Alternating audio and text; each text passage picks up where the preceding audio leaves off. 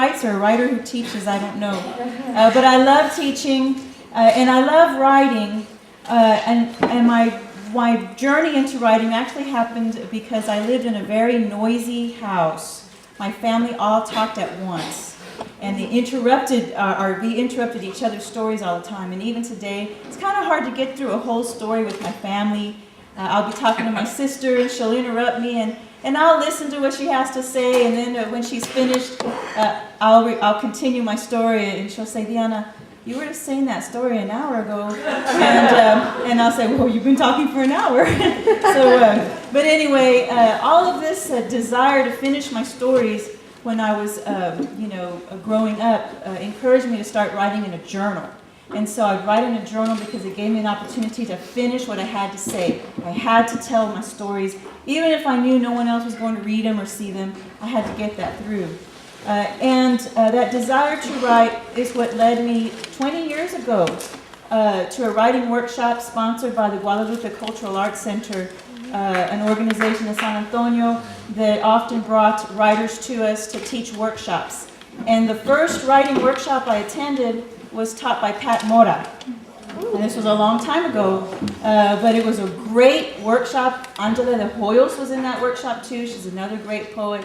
And I didn't know anything. I didn't even realize that I was in such great company.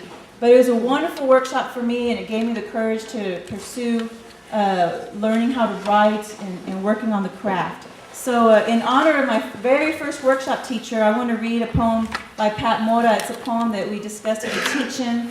I really enjoyed hearing what the participants had to say and the reaction that they had to this poem.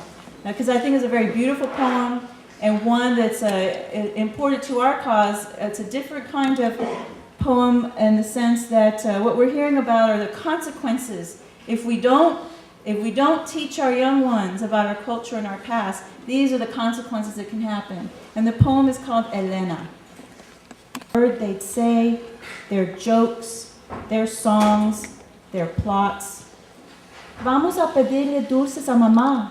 Vamos. But that was in Mexico. Now my children go to American high schools. They speak English. At night, they sit around the kitchen table, laugh with one another. I stand by the stove and feel dumb, alone. I bought a book to learn English. My husband frowned, drank more beer. My oldest said, Mama, he doesn't want you to be smarter than he is.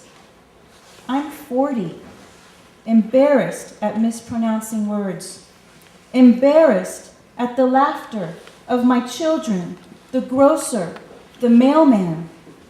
Sometimes I take my English book and lock myself in the bathroom, say the thick words softly, for if I stop trying, I will be deaf when my children need my help. Thank you.